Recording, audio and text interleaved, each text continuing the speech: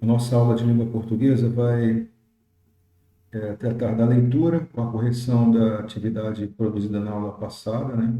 As questões propostas, comentário breve, e a produção textual. Então, nós já avisamos na aula passada sobre a produção textual, um texto narrativo. Eu vou deixar bem flexibilizado aí para vocês essa proposta.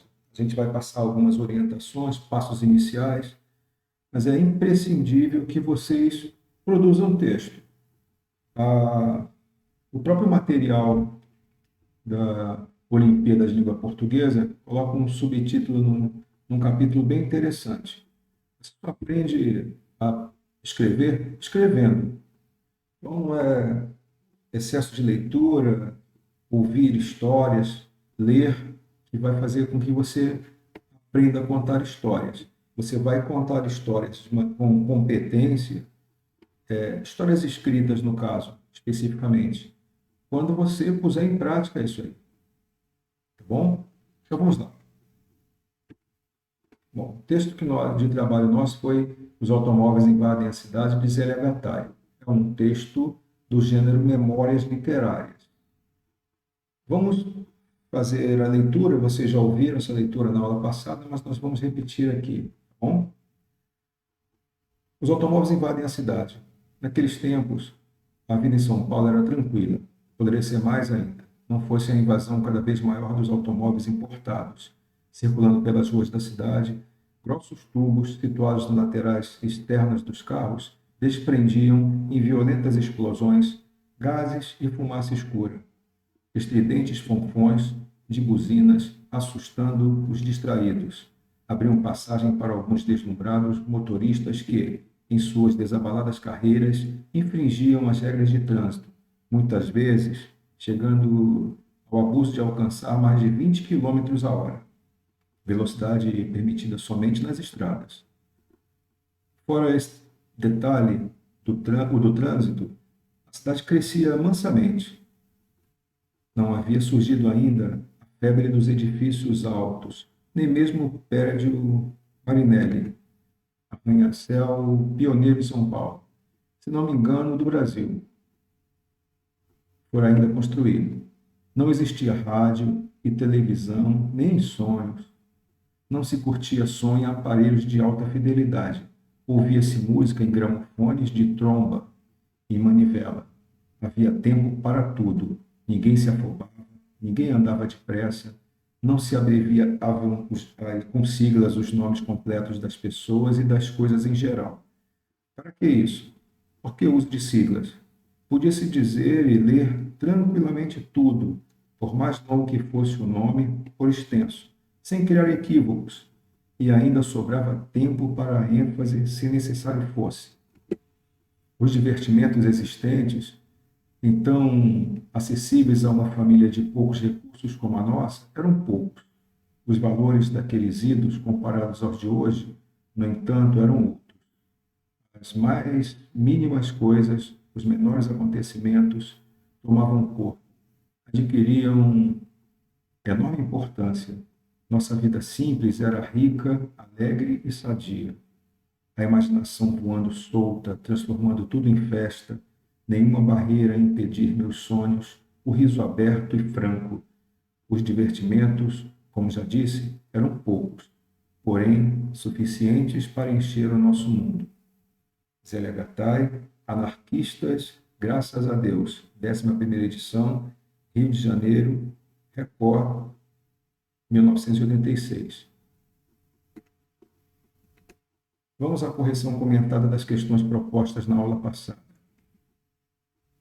Então, a primeira questão, no texto Os Automóveis Invadem a Cidade, há muitas comparações entre passado e o presente, momento em que o texto foi escrito. Então, o presente aqui, então, é referente ao momento que o tempo foi escrito, não ao presente em que nós estamos lendo agora. Esse é um dos traços característicos do gênero Memórias Literárias. Esse contato que existe entre o passado e o presente por meio de comparações. Normalmente, um saudosismo. A cenário alternativa em que não há essa comparação entre o passado e o presente. Quando você lê, você vai encontrar que nas alternativas, então, vai haver comparações, exceto em uma. Então, é isso que está pedindo aqui, em que não há essa comparação. E aí, no caso, seria na alternativa A. Poderia ser ainda mais, não fosse a invasão cada vez maior dos automóveis importados. Por que aqui não há uma comparação entre o passado e o presente?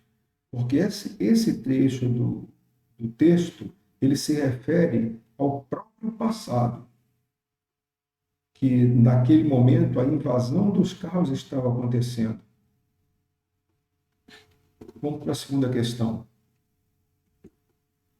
2. Para que o leitor construa uma imagem do passado rememorado pela autora, ela usa termos que qualificam e caracterizam algumas passagens de suas memórias. Assinale a alternativa em que os termos destacados qualificam aquele tempo. Aqui, no caso, são os fragmentos, né, do texto. Então, não fosse a invasão cada vez maior dos automóveis importados. Letra B, nossa vida simples era rica, alegre e sadia. E ainda sobrava tempo para ênfase, se necessário fosse. Havia tempo para tudo e ninguém se afobava. Apenas uma alternativa. É, há uma qualificação para o tempo. Essa alternativa é a letra B.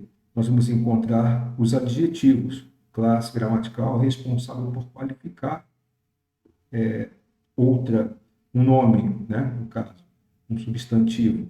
Olha só, nossa vida simples era rica, alegre e sadia. A qualificação é feita por meio dos adjetivos simples, vida, rica, alegre e sadia.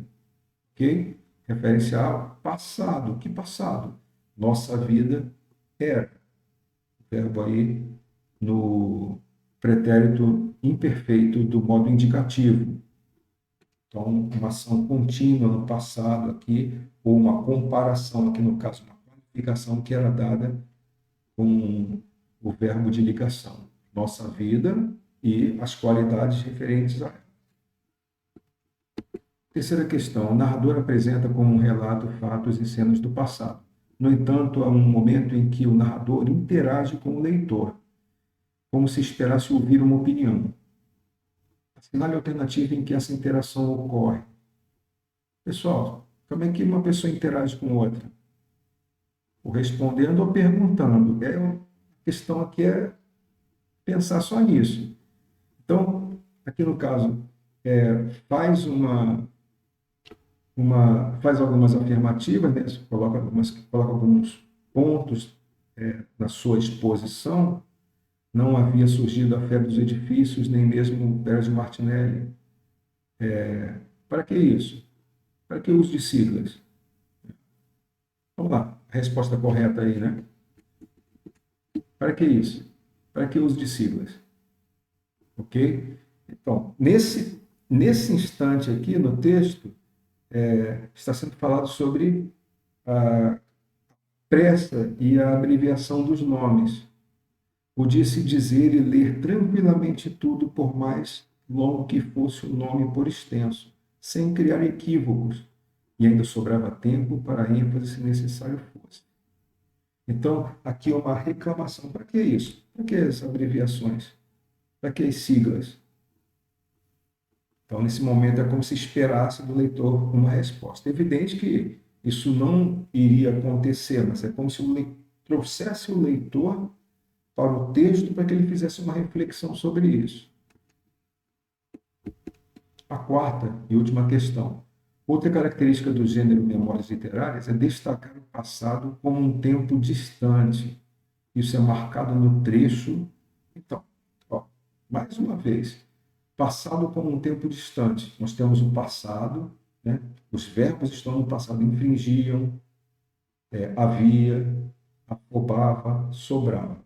Os verbos infringir, o verbo haver, o haver surgido aqui, havia surgido, se afobava, sobrava. Nós encontramos aqui a ideia de um passado contínuo. Mas a questão que está sendo pedida aqui um passado como um tempo distante. Isso só pode ser marcado na letra B. Não havia surgido ainda. Imagine alguém dizendo, naquele tempo isso não existia.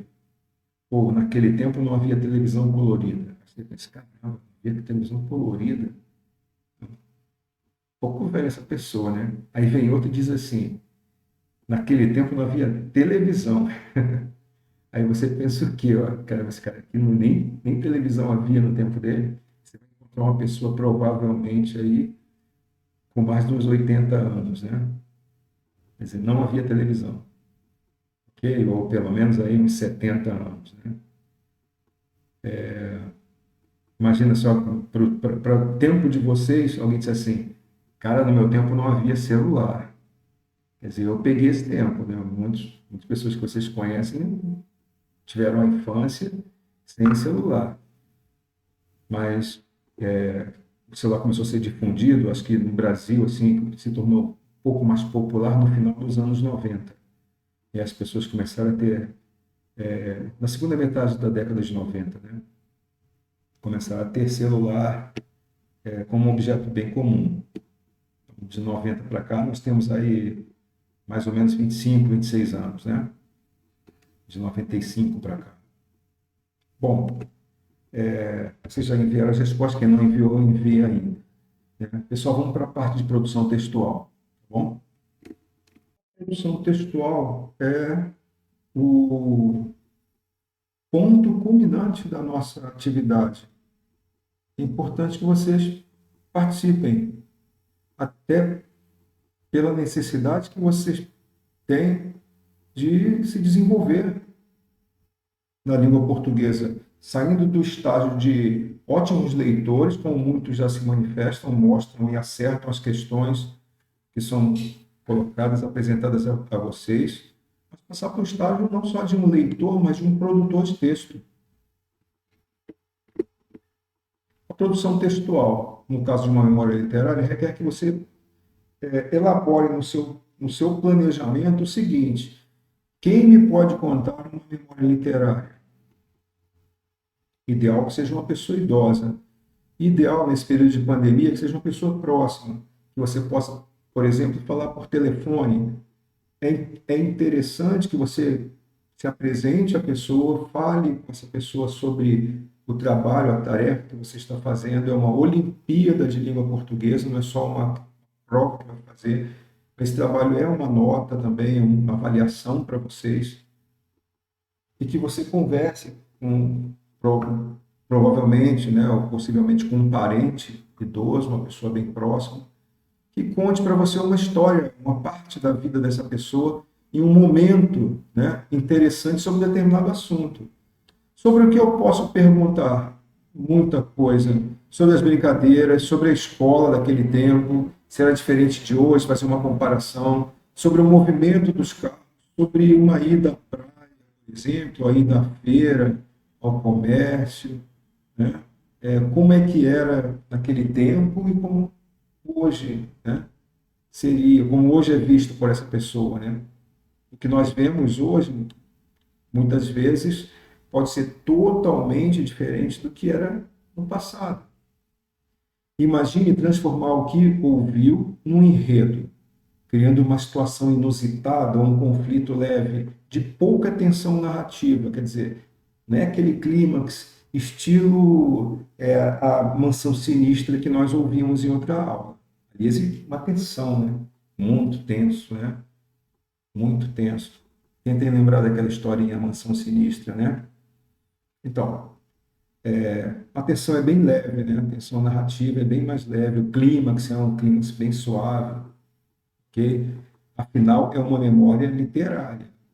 Um sequestro, essas coisas assim bem pesadas, não. Mas se houver uma situação como essa, que tenha sido algo bem agradável depois, algo que depois possa se rir de vez, bem quase impossível isso, né? Mas se tornou uma coisa engraçada, foi um trote, uma brincadeira.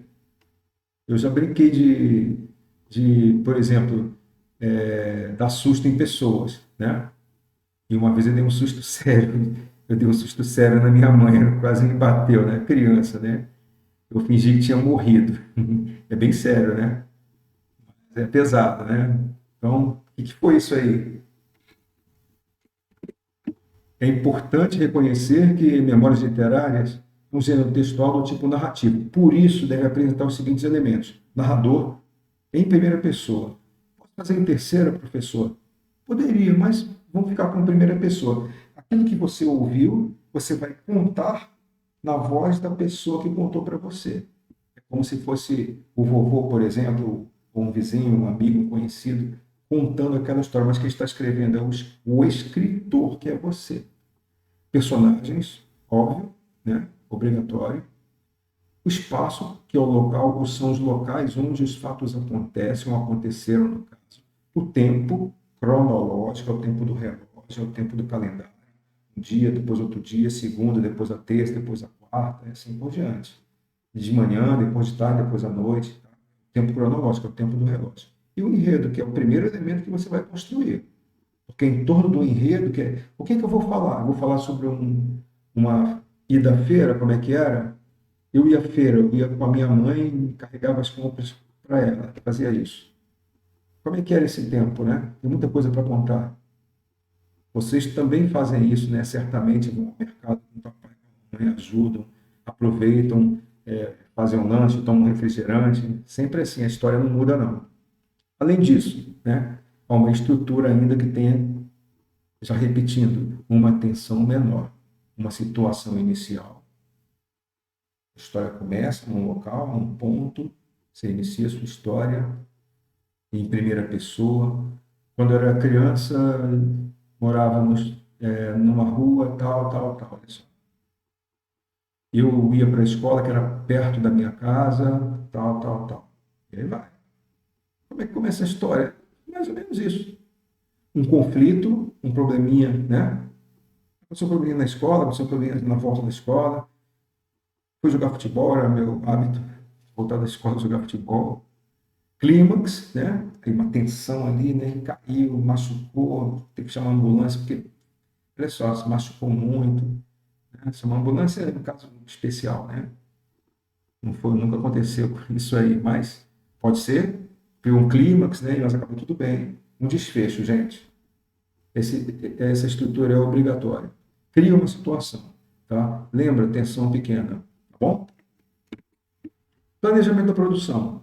Transformar o relato ouvido em um texto construindo a narrativa com os elementos que você viu agora. Conflito, né, crimes, etc., desfecho. Aqui no caso, é narrador, espaço, né, personagens, tempo e o enredo. E a estrutura, claro. Você tem os elementos que você vai construir depois que você sabe qual é o enredo. O personagem, tempo, espaço, gira em torno do enredo que você vai construir. E que torne uma história simples, transforme, né, em algo bem interessante, tá? Interessante que está no plural, né? Bem interessante, tá certo? Pessoal, vamos trabalhar, tá bom? Vou aguardar aí a participação de vocês, então.